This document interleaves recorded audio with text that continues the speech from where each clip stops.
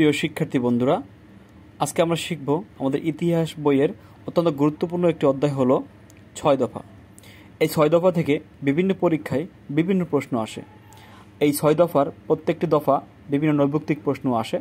আমরা অনেক সময়, বেশিরভাগ সময় আমাদের এই ৬ দফা সঠিকভাবে বলতে পারি না বা পরীক্ষায় লিখতে পারি না। আমরা আজকে কিছু টেকনিক শিখে রাখবো, যে টেকনিকের মাধ্যমে আমরা ৬ দফাকে খুব সুন্দরভাবে মনে রাখতে পারবো। এই ৬ দফার প্রত্যেকটি দফাকে প্রথম অক্ষর নিয়ে আমরা লিখতে পারি শাকে, মোরা, বইয়া। এই ৬টি অক্ষরকে যদি আপনারা মুখস্থ করতে পারেন, সেক্ষেত্রে আপনারা কিন্তু খুব সুন্দরভাবেই ৬ দফাকে মনে রাখতে পারবেন। সা থেকে হবে শাসনতন্ত্রের কাঠামো ও রাষ্ট্রীয় প্রকৃতি, অর্থাৎ শাসনতন্ত্র কেমন হবে সেটি পূর্ব পাকিস্তান এবং পশ্চিম পাকিস্তানের মধ্যে সেই শাসনতন্ত্র কাঠামো সম্পর্কে বঙ্গবন্ধু শেখ মুজিবুর রহমান ১ নম্বর দফাতে তিনি এই শাসনতন্ত্রের কাঠামো সম্পর্কে তিনি দাবি করেছেন।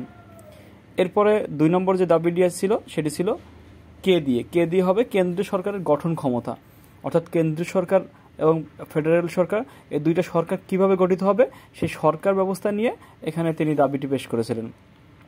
৬ দফা দাবির ৩ নম্বর দাবিটি ছিল মুদ্রা ও অর্থ বিষয়ক ক্ষমতা। আমরা খুব সুন্দরভাবে দিয়ে এই মুদ্রা অর্থ বিষয়ক ক্ষমতাকে মনে রাখতে পারি।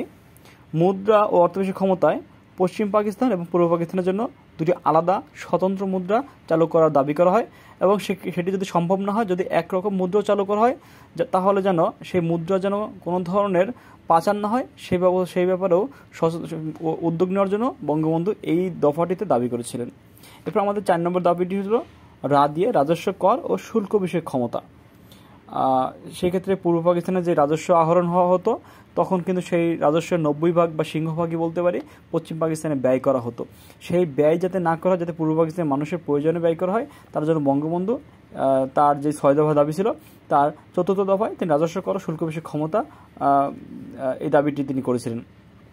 এরপর আছে বৈদেশিক বাণিজ্য বিষয়ক ক্ষমতা, এবং সর্বশেষ যে দফাটি ছিল সেটা আঞ্চলিক বাহিনীর গঠন ক্ষমতা। অর্থাৎ আমরা জানি যে ১৯৬৫ সালে যখন পাক ভারত যুদ্ধ হয়, তখন কিন্তু পাকিস্তানিরা এই বাংলাদেশ থেকে সমস্ত পুলিশ থেকে শুরু করে যত ডিফেন্সের যত সদস্য ছিল তাদেরকে সেই কাশ্মীরের ওখানে নিয়ে যায়, এবং কাশ্মীরের ওখানে নিয়ে ভারতের বিরুদ্ধে যুদ্ধ অবতীর্ণ করে, যার ফলে আমাদের এই পূর্ব বাংলা তখন কিন্তু অরক্ষিত হয়ে যায়। এই যে অরক্ষিত পূর্ব বাংলা হয়ে গেল, এই বিষয়টি তারা খুব গভীরভাবে অনুধাবন করেন, এবং যার ফলে তারা আঞ্চলিক বাহিনী গঠন ক্ষমতা বা প্যারা মিলিশিয়া যে বাহিনী, সে বাহিনী গঠন করার জন্য তিনি এই ৬ দফার সর্বশেষ দফায় এই দাবিটি পেশ করেন। এখানে কিন্তু আমাদের বিভিন্ন প্রশ্ন আসতে পারে যে ৬ দফার প্রথম দাবিটি কী ছিল, সেটি হল শাসনতন্ত্র সম্পর্কে ৬ দফার প্রথম দাবিটি ছিল, এবং শেষ দাবিটি ছিল আঞ্চলিক বাহিনীর গঠন ক্ষমতা। সুতরাং বন্ধুরা, আজকে আমরা এই পর্যন্তই। বিস্তারিত পরবর্তী কোনো ভিডিওতে কথা হবে। ধন্যবাদ।